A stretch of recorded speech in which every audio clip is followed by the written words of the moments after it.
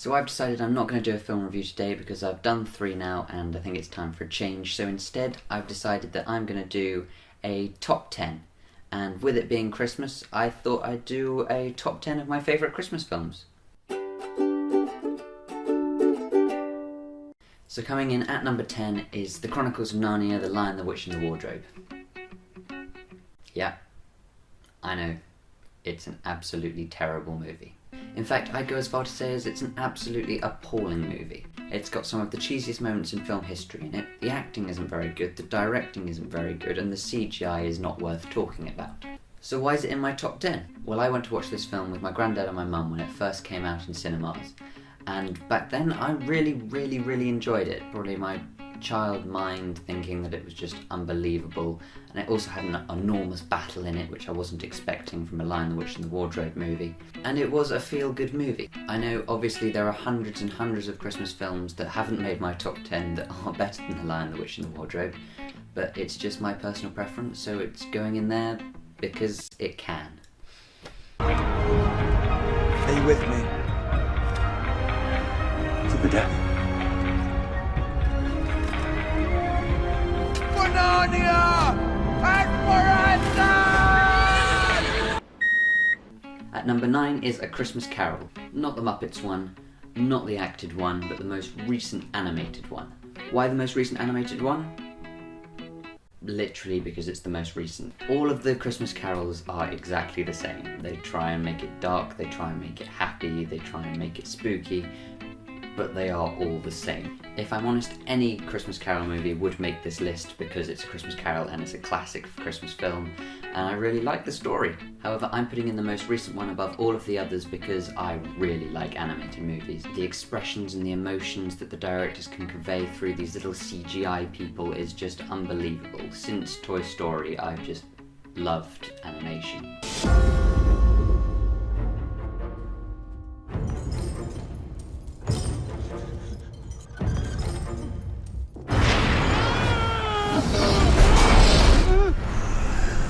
What do you want with me? You will be haunted by 3 spirits. I'd rather not.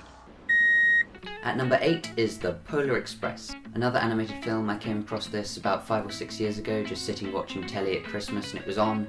I was watching it and I absolutely loved it. Tom Hanks doing the voiceover of the conductor is amazing, and again, all of the emotions conveyed in the little animated children is so good. It is quite a dark movie for a Christmas film. There are ghosts and most of it's shot with a sort of tense atmosphere at night time. But it was great fun. It had me on the edge of my seat, which I wasn't expecting at all, seeing as it's a children's movie. And such a great message, like all Christmas films should have.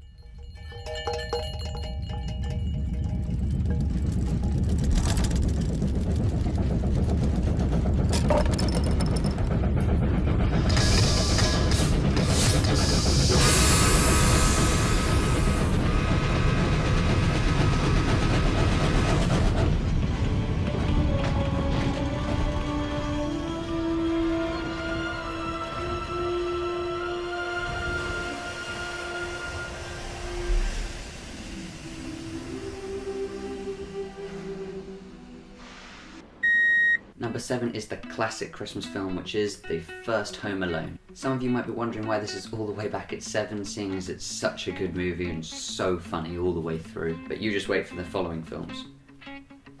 You'll see. I promise. I remember getting Home Alone on DVD one Christmas and not wanting to watch it that year because Christmas was over. Then the next year went and started watching it with my sister, and she thought it was really spooky, so we stopped watching that as well.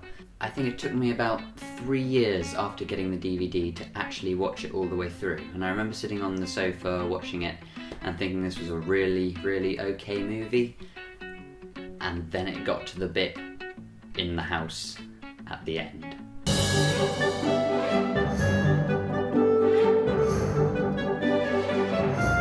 No, not that one, the other one.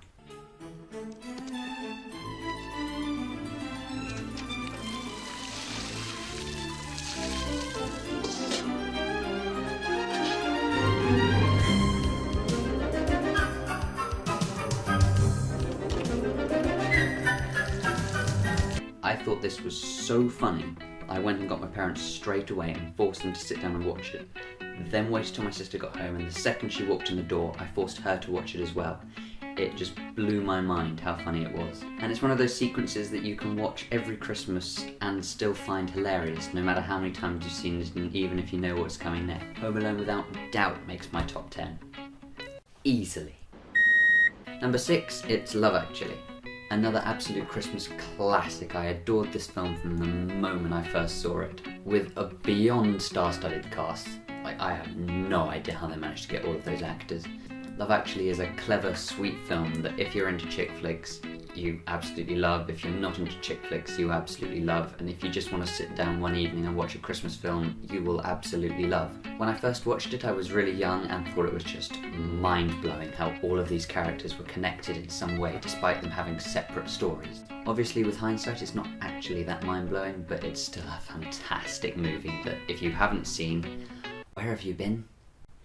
Watch it now. Like, right now. There we go. Almost finished. Almost finished? What else can there be? You're going to dip it in yogurt? Cover it with chocolate buttons? Who knows? We're going to pop it in the Christmas box. But I don't want a Christmas box. But you said you wanted it gift wrapped. I did, but... This is the final flourish. Can I just pay? All we need now Oh, God. is a sprig of holly. No bloody holly. But sir, And now breaking into the top 5, to kick it off, we start with Arthur Christmas. I was actually fairly unaware of this film until this year. I sat down and watched it a few days ago, and it's definitely one of my favourite Christmas films of all time now. It's an unbelievably simple story. All that happens is they miss a child one Christmas because of a technical fault, and Santa's son, Arthur, is absolutely determined that he will deliver this present before morning. Without spoiling anything, it had some fantastic characters that you care about so much, each individual one, and despite one of them being a bit of a prick, you still love him.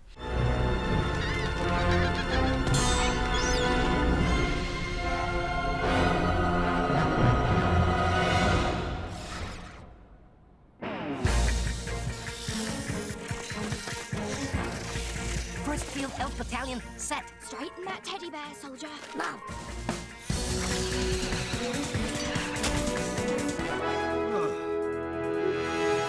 Ho, ho, ho. At number 4 is a slightly controversial one. It's Die Hard. Before you say anything, Die Hard is a Christmas film, and I've seen this argument come up an awful lot when people say that Frozen is their favourite Christmas film. Frozen isn't a Christmas film. Die Hard is set at Christmas, it has Christmas trees dotted around all over the place. The introduction to the entire thing that sets up the film is a Christmas party. That makes it a Christmas film. I consider Die Hard to be pretty much a perfect movie. I can't fault it in any way. It's the father of all action movies. It's just unbelievably good. Even if you don't particularly like action movies, you've got to watch it just because it's Die Hard. It's amazing. It's going in the top 10 Christmas films because, like I said, it is set at Christmas, so therefore it can go in, and therefore you can't miss it out. Hey, Lincoln 30 to dispatch. 8030, go ahead. Yeah, that's a wild goose chase over here at Nakatomi Plaza. Everything here's okay. Over. But nobody has no place to go. Let it snow, let it snow, let it snow. Man, God, everything is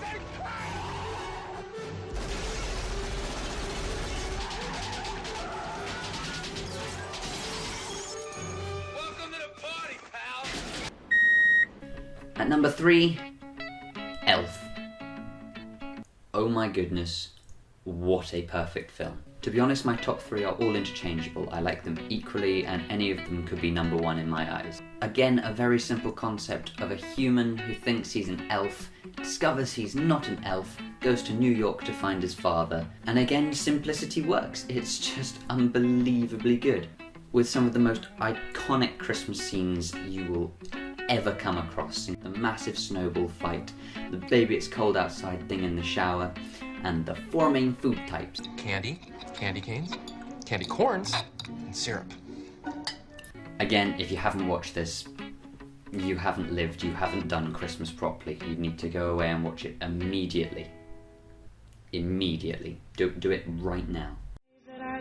What's the sense of hurting my I really can't stay. It's cold outside.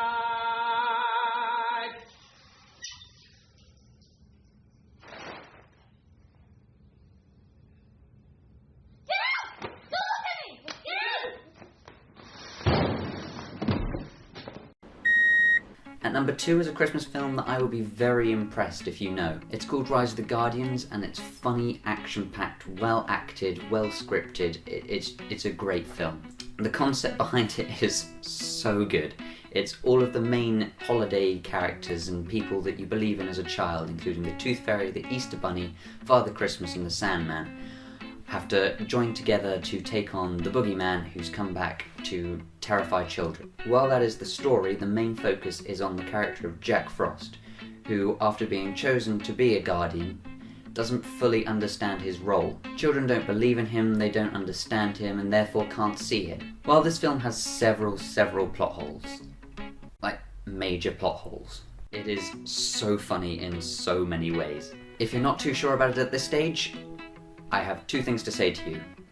Russian tattooed Santa and Australian Easter Bunny. Go and watch it, you'll understand. The idea of an Australian Easter Bunny with boomerangs, who's just an absolute badass, is so funny. It's just fantastic, and you've got to go see it to understand completely what I'm on about. No, stop! That's the Easter Bunny! What are you doing, Abby? Down! All right, nobody panic. But that's a greyhound. Do you know what greyhounds do to rabbits? I think he's a pretty safe bet. He's never met a rabbit like me. 6'1", nerves of steel, master of Tai Chi, and the ancient art. Crikey. Whoa! Get out of it! Gotta get this ending!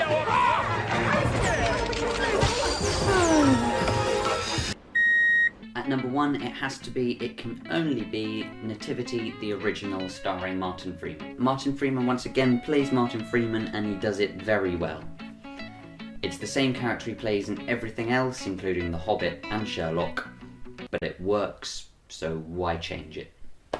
And this is a washed-up actor who has to teach in a dead-end primary school and is forced to work with the weirdest teaching assistant you will ever come across. Accidentally, he promises that Hollywood will be coming to watch their Nativity play that year.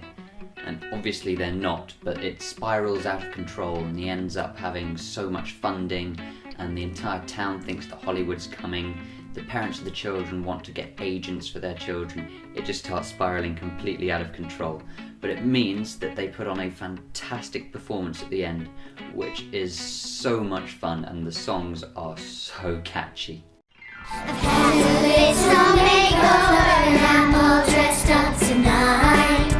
A cheeky drink, a naughty wink will loosen up alright. Stand back and put your shades on, 'cause I'm about to shine. My blinding light will thrill you, 'cause there's no starlight like mine. Sparkle and shine, let me gather around.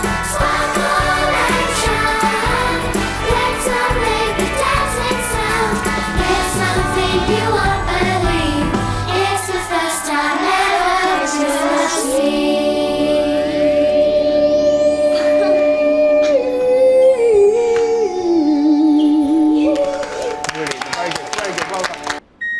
So there we go, my top 10 Christmas films. Some weird ones in there, yeah, I know, but they are my favourite Christmas films that I would most want to watch at Christmas. If you haven't seen any of those films, I would really recommend that you do so almost immediately, because they are great films, with a couple of exceptions, which are just good films, but they mean quite a lot to me personally.